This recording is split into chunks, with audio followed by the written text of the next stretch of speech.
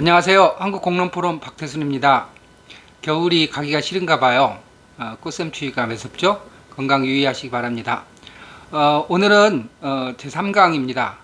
공론장의 의미, 의견과 의지의 형성 공간이라고 하는 제목을 가지고 말씀 나누겠습니다. 공론장이라고 하면 일반적으로 사회와 국가를 매개하는 영역으로서 공중이 스스로 여론의 담지자로 스스로를 만들어가는 과정이라고 얘기할 수 있습니다. 좀 어려운 말이죠. 하나씩 살펴보도록 합시다.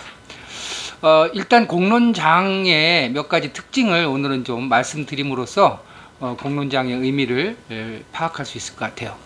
공론장 하면 가장 대표적인 의미가 뭐냐면 사적 영역과 공적 영역을 연결하는 고리라고 하는 점입니다. 사적 영역은 우리가 지난 시간에 개인적인 영역, 가족에 해당되는 영역을 주로 얘기하고, 공적 영역이라고 하는 것은 한 개인이 아니라 집단과 관련된 또는 국가와 관련된 다수와 관련된 문제를 대체로 공적 영역이라고 얘기할 수 있습니다. 전통적으로는 우리 조선시대에도 그랬던 것처럼 사적 영역과 공적 영역은 엄연하게 이렇게 분리되어 있었죠. 우리 집 같은 거도 봐도 안채와 사랑채 이렇게 구분이 되어 있잖아요. 그랬는데 한 개인은 실제로는 따지고 보면 사적인 생활을 하고 사적인 이익을 추구하는 존재임과 동시에 또 우리가 마을도 해야 되고 또 그 국민투표에도 참여해야 되고 또 국가적인 여러 가지 일들, 뭐 국방이라든지 납세 같은 것도 해야 되잖아요. 그래서 한 개인은 사적 이익을 추구하는 존재이면서 동시에 공적 과제를 수행해야 되는 이중적인 존재입니다. 그런데 이런 그 사적 개인이 공적 논의에 참여할 때, 공적 논의라고 하면 대체로 의사결정과 관련된 문제들이고, 그것을 이제 우리는 대체로 정치적인 것이라고 하는 말로 표현을 합니다. 이렇게 할 때 우리는 개인으로부터 공중, 우리가 공론할 때 공자를 썼잖아요. 공할 공자. 공적인 일에 참여한다라고 하는 의미로 공중이라고 하는 말을 씁니다. 그래서 사인이 공중으로서의 역할을 하게 된다, 이렇게 말씀을 드릴 수 있습니다. 그 다음에 공론장 의미와 관련해서 두 번째 특징은요, 이 공론장은 시민사회 출현과 함께 등장했다라고 하는 점입니다.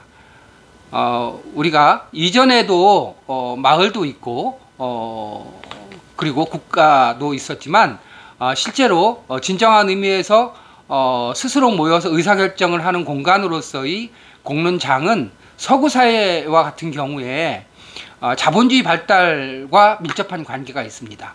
그 이전에는 주로 공적 영역과 사적 영역이 엄격하게 분리되어 있었죠.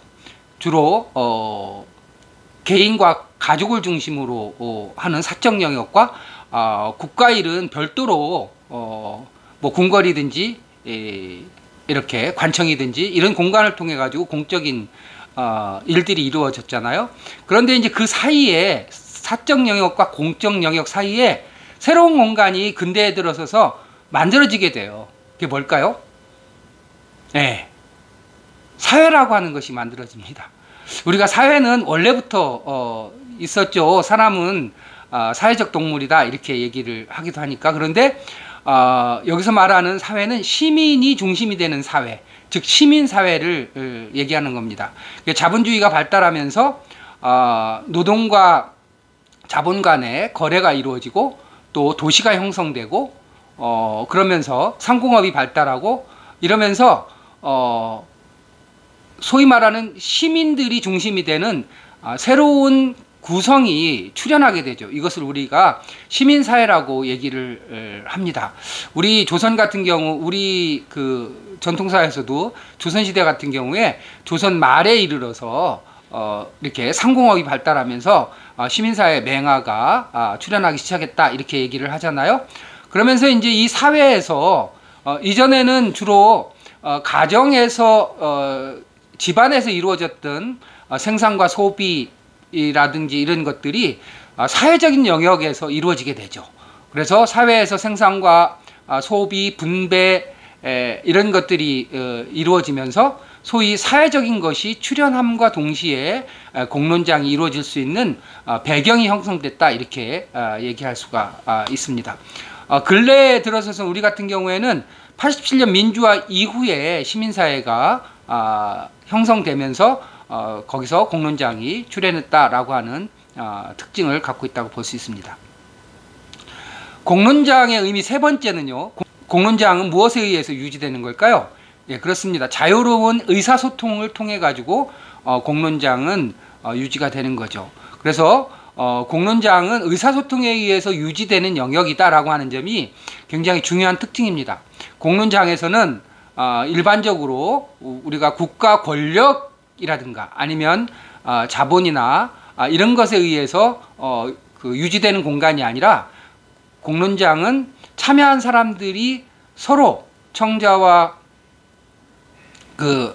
화자와 청자 사이의 의사소통을 통해서 유지되고 발전되는 공간이다라고 말씀을 드릴 수 있습니다.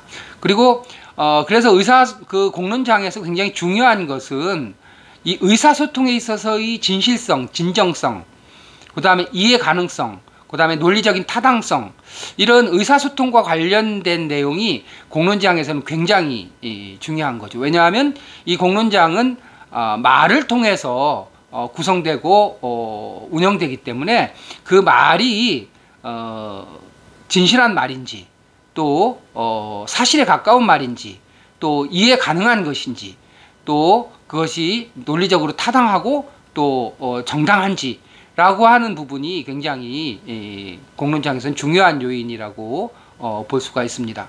그리고 이제 그 공론장에서 의사소통에 있어서 굉장히 중요한 목적 중에 하나는 내적인 의견 교환을 통해 가지고 생각을 서로 교환하고 확장하면서 서로를 이해하고 인정할 수 있는 분위기가 형성될 수 있고, 그리고 또 이런 것이 나아가서는 합의를 도출할 수 있는 가능성이 형성될 수 있죠. 이런 점들을 생각해 보면 우리가 시장에서 서로를 인정하고 공통된 인식을 하고 이런 것은 시장에서 기대할 수가 없잖아요. 그런가 하면 권력이라고 하는 것은 특히 국가 권력이라고 하는 것은 대개는 일방적으로 관철되는 속성을 갖고 있잖아요. 그런 측면에서 의사소통은 자유로운 사람들, 공론장이라고 하는 것은 자유로운 사람들이 모여서 서로 의사소통하는 공간이다라고 하는 것이 굉장히 중요한 특징이다, 이렇게 말씀드릴 수가 있습니다. 공론장의 의미 네 번째는요, 의견과 의지를 형성하는 공간이라고 말씀드릴 수 있습니다. 공통과제에 대해서 함께 정보를 교환하고 상호 이해를 나누면서 공통된 의견을 형성하게 되죠. 그래서 의견이 만들어지면 이 만들어진 의견을 어떻게 현실화시킬 것이냐 라고 하는 것을 가지고 서로 의지를 형성하기도 하고, 이러면서 이제 공론장에 참여한 사람들 내부에 이렇게 힘이 형성되는, 다른 말로는 사회적 자본이 형성되는 이런 과정을 거치게 된다라고 하는 점이 큰 특징입니다. 다섯 번째 특징은 권력과 시장에 의한 견제와 저항 공간이라고 하는 것입니다. 국가 권력에 의한 일방적인 통제라든지 아니면 시장에 의한 빈부격차의 확대라든지 개인화라든가 그 다음에 사익 중심의 사고 같은 것이 굉장히 팽배하잖아요. 우리가 전통사회에서 이 공동체라든가 이런 것이 국가나 시장에 의해서 굉장히 많이 침탈되었다고 볼 수 있습니다. 따라서 시민이 또는 주민이 자발적으로 만드는 공론장이라고 하는 것은 그런 국가와 시장의 일방적인 침탈이나 지배에 대해서 의도했든 의도하지 않았든 저항하고 대립되는 공간으로서의 의미를 갖게 된다라고 하는 겁니다. 마지막으로 공론장의 의미는요, 민주주의 학습과 훈련 공간이라고 하는 거죠.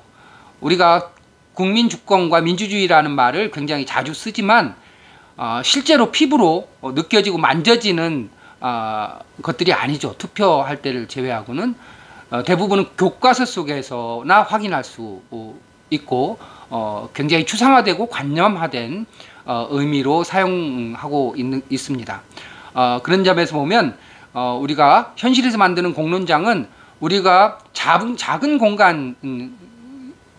공간으로나마 주권자로서 체험을 하고 또 민주주의가 만들어지는 과정을 우리가 실감할 수 있는 공간이기도 합니다.